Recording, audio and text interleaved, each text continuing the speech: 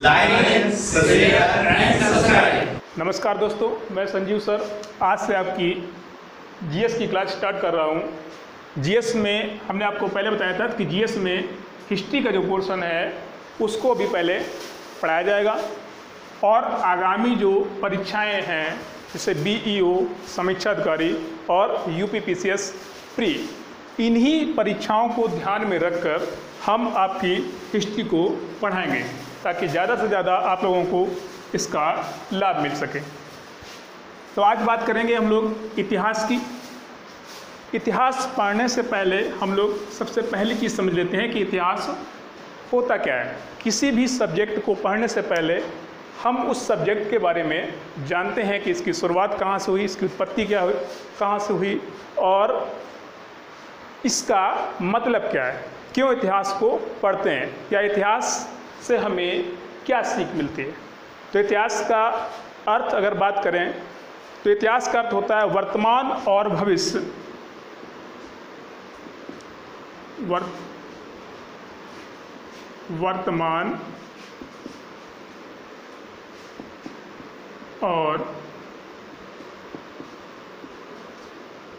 वर्तमान और भविष्य के प्रकाश में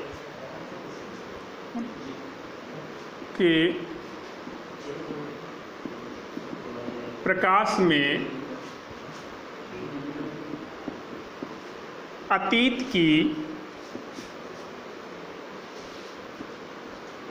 महत्वपूर्ण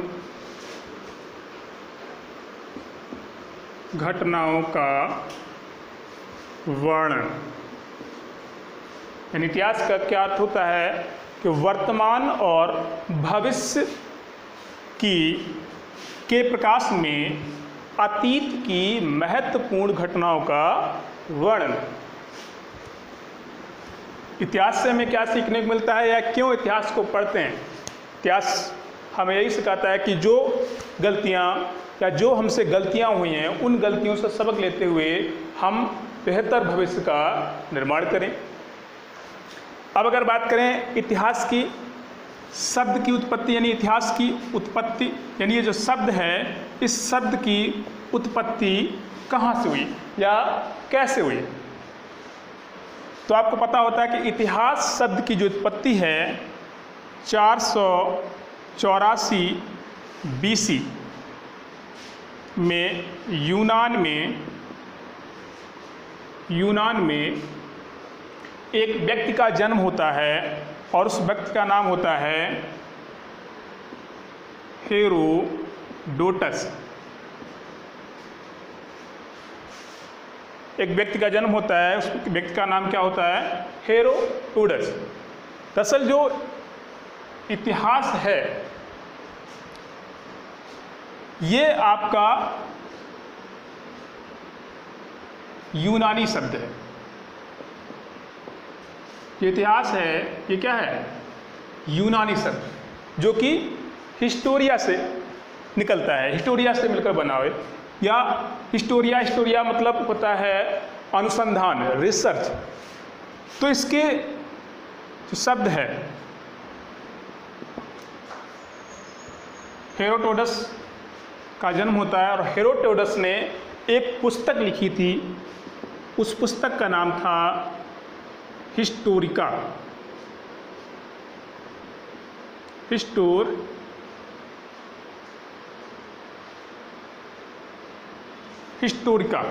इस पुस्तक का नाम क्या था? हिस्टोरिका।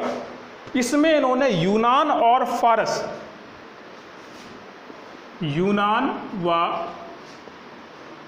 फारस के युद्ध का वर्णन किया है। इसमें इन्होंने यूनान और फारस के युद्ध का वर्णन किया है और यहीं से या तभी से इनको इतिहास का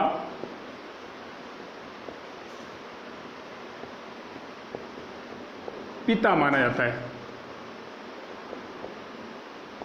यानी इतिहास के पिता कौन है? तो वो है आपके हेरोडोटस।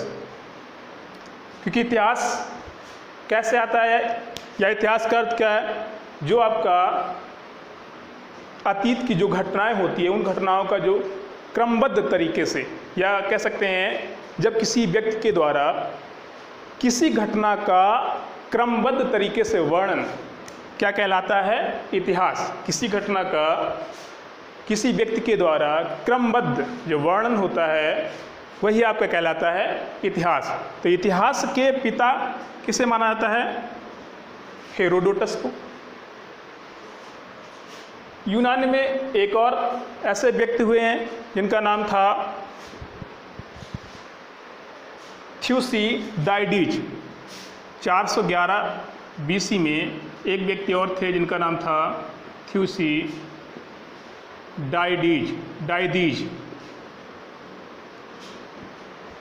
इनको वैज्ञानिक इतिहास का पिता कहा जाता है। इनको वैज्ञानिक इतिहास का पिता कहा जाता है। इनको वैज्ञानिक इतिहास का पिता क्यों कहा जाता है? क्योंकि इन्होंने एक पुस्तक लिखी थी, उस पुस्तक का नाम था पेलोपोनेशियाई युद्ध का वर्णन, या उस पुस्तक में इन्होंने पेलोपोनेशियाई युद्ध का वर्णन किया था। ये जो युद्ध हुआ था ये हुआ था स्पार्टा और एथेंस के बीच में, और इस युद्ध का इन्होंने विश्लेषणात्मक यानी व्याख्यात्मक तरीके से, क्रमबद्ध तरीके से इसका वर्णन किया था, वैज्ञानिक आधार पर इसका वर्णन किया था। इसीलिए वैज्ञानिक इतिहास के पिता किसको कहा जाता है? थ्यूसिडाइडीज को। अब बात करें इतिहास की। अध्ययन की दृष्टि से,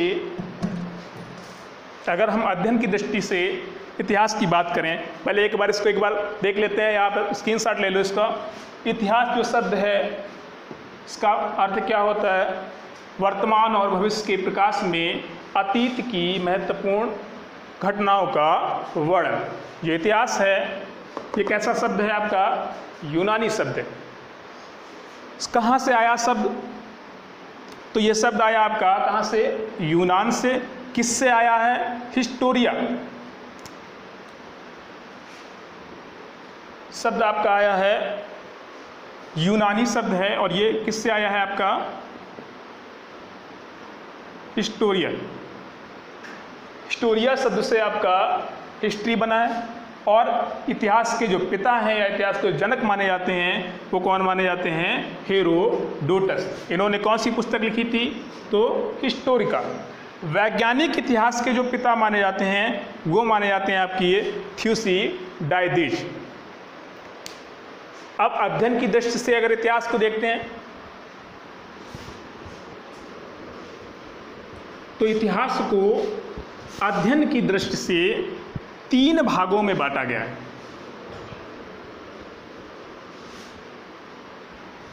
अध्ययन की दृष्टि से इतिहास को 3 भागों में बांटा गया है। वो 3 भाग कौन कौन से देखते हैं।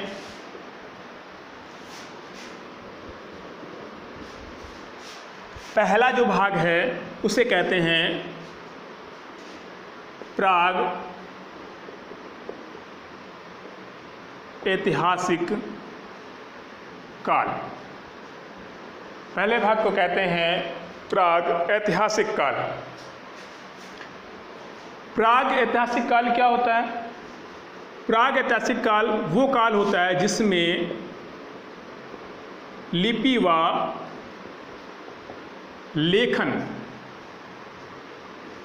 नहीं ज्ञात होती है। लिपि और लेखन नहीं होता,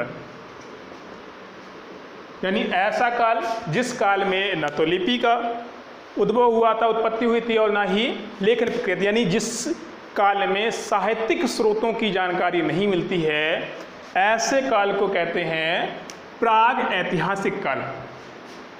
जैसे पाषाण काल, स्टोन एज, पाषाण काल, आप जानते हो कि पाषाण काल में किसी भी प्रकार की कोई भी साहित्यिक स्रोत नहीं है। पाषाण काल आपको पता होगा कि ऐसा काल जिस काल में मानव का सीधा संबंध पत्थरों से होता है, यानी मानव पत्थर के घर में रहते थे, पत्थर के बर्तन और पत्थर के ही हथियार प्रयोग करते थे। यानी उस काल में, ऐसे काल को कहते हैं पाषाण काल। और पाषाण काल में लिपि का विकास नहीं हुआ था। तो ऐसा काल जिस काल में ना तो लिपि लेखन इसका विकास नहीं होता है, ऐसे काल को कहते हैं प्राग ऐतिहासिक काल। दूसरा जो काल है, दूसरा जो पार्ट है, उसको कहते हैं आद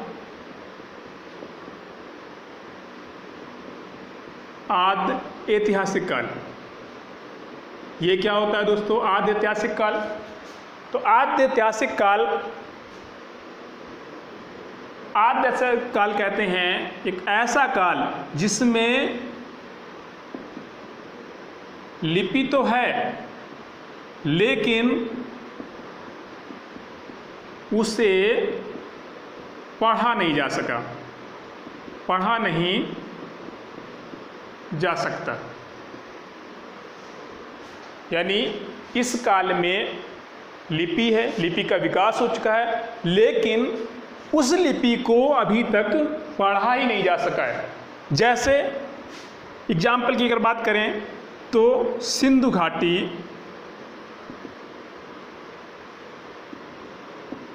सिंधु घाटी सभ्यता, सिंधु घाटी सभ्यता, सिंधु घाटी सभ्यता में आपको पता है कि इसमें लिपि का तो विकास हुआ है, यानी इसका साहित्यिक स्रोत तो मिलता है, लेकिन उस साहित्य को आज तक पढ़ा नहीं जा सकता है। यानी ऐसा काल जिस काल में लिपि तो है, साहित्य तो है, लेकिन ऐसे साहित्य को आज तक पढ़ा ही नहीं जा सका है, तो ऐसे काल को कहते हैं आद ऐतिहासिक काल। अगला आपका है ऐतिहासिक काल। ऐतिहासिक काल, ऐतिहासिक काल किस काल को कहते हैं, किसे कहते हैं? तो आपको पता होना चाहिए कि ऐतिहासिक काल यानी ऐसा काल जिसमें लिपि का विकास हुआ और उस लिपि को पढ़ा भी जा सकता है, पढ़ा भी जा सकता है। यानी एक ऐसा काल जिस काल में लिपि है यानी साहित्य है और उस साहित्य को आसानी से पढ़ा जा सकता है। जैसे सिंधु घाटी के बाद का जो काल है वैदिक काल है। वैदिक काल में आप देखते हो कि वेदों को पढ़ा जा सकता है, उसके बाद जो भी साहित्य है उन सभी साहित्यों को पढ़ा जा सकता है। तो ऐसे काल को कहते हैं हम लोग ऐतिहासिक काल।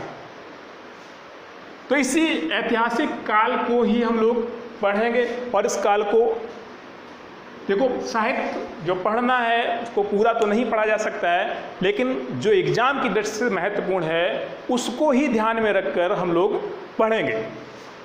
जितने भी महत्वपूर्ण टॉपिक हैं, यानी इतिहास का मतलब ही होता है, इसका जो आधार होता है वो प्रमुख घटनाओं का वर्णन ही इतिहास में होता है। उन प्रमुख घटनाओं में भी अब हमारे एग्जाम के लिए जो महत्वपूर्ण है उन घटनाओं को ही हम लोग उठाएंगे या उन घटनाओं को ही हम लोग पढ़ेंगे। तो अध्ययन की दृष्टि से अगर हम लोग देखेंगे तो इतिहास को 3 भागों में बांटकर पढ़ेंगे, या इतिहास को 3 भागों में यहाँ बांटा गया है: प्रागैतिहासिक काल, आद्यैतिहासिक काल और ऐतिहासिक काल। प्रागैतिहासिक काल कैसे काल को कहते हैं कि जिस काल में ना तो लिपि होती है ना लेखन होता है, यानी जिस काल में लिपि का विकास नहीं हुआ है उस काल को कहा जाता है पाषाण काल। आद्यैतिहासिक काल ऐसा काल जिस काल में लिपि तो है, साहित्य तो है, लेकिन उस लिपि को आज तक पढ़ा नहीं जा सका है, उसे कहते हैं हम लोग आद्यैतिहासिक काल। और ऐतिहासिक काल जिसमें लिपि साहित्य है और उसको पढ़ा भी जा सकता है, ऐसे काल को कहते हैं हम लोग ऐतिहासिक काल। तो इसी को हम लोग आगे देखते हैं। ऐतिहासिक काल को जब लोग पढ़ेंगे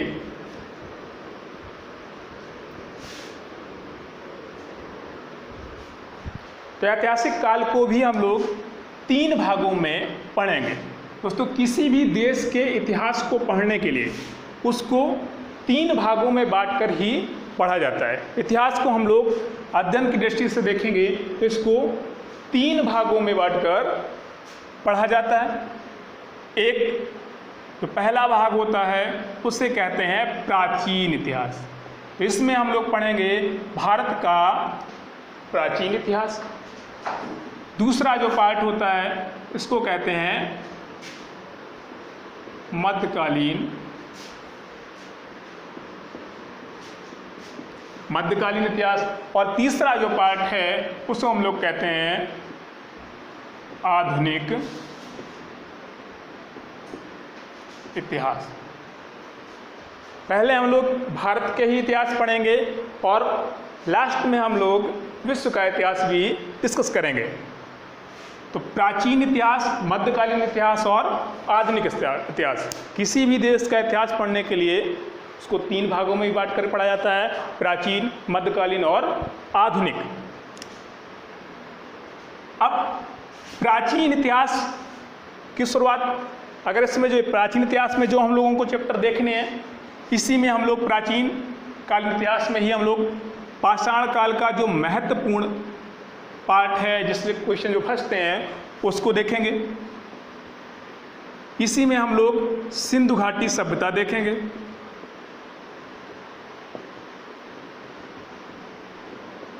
और इसी में हम लोग वैदिक काल देखेंगे। वैदिक काल के बाद हम लोग देखेंगे महाजनपद काल। महाजनपद के साथ साथ हम लोग देखेंगे इसमें जैन धर्म और बौद्ध धर्म। इसी में हम लोग देखेंगे मौर्य काल। मौर्य काल के बाद मौर्योत्तर काल।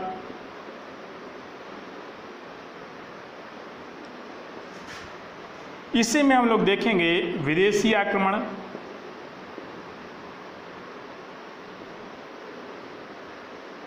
और फिर देखेंगे गुप्त काल और गुप्त काल के बाद गुप्तोत्तर काल। प्राचीन भारत में हम लोग यहीं से देखेंगे। मध्यकालीन जो इतिहास है, मध्यकालीन इतिहास का जो डिवाइडेशन है वो आपका 712 से 1707 के बीच देखेंगे, जहाँ से भारत में प्रथम मुस्लिम आक्रमण होता है। देखो जो इतिहास तो 3 पार्टों में बांटा गया है, ये किस आधार पर बांटा जाता है, तो घटनाओं के आधार पर ही इसको बांटा जाता है। जहाँ से भारत में मुस्लिम आक्रमण का स्टार्ट होता है या मुस्लिम आक्रमण होता है, वहीं से प्राचीन इतिहास आपका समाप्त हो जाता है, लग जाता है मध्यकालीन भारत। और आधुनिक भारत जहाँ से आपका यूरोपी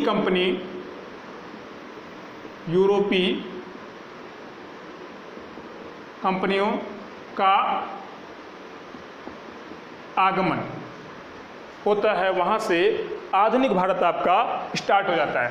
सबसे पहले जो हम लोग पढ़ेंगे वो पढ़ेंगे मध्यकालीन भारत, यानी मध्यकालीन भारत का इतिहास।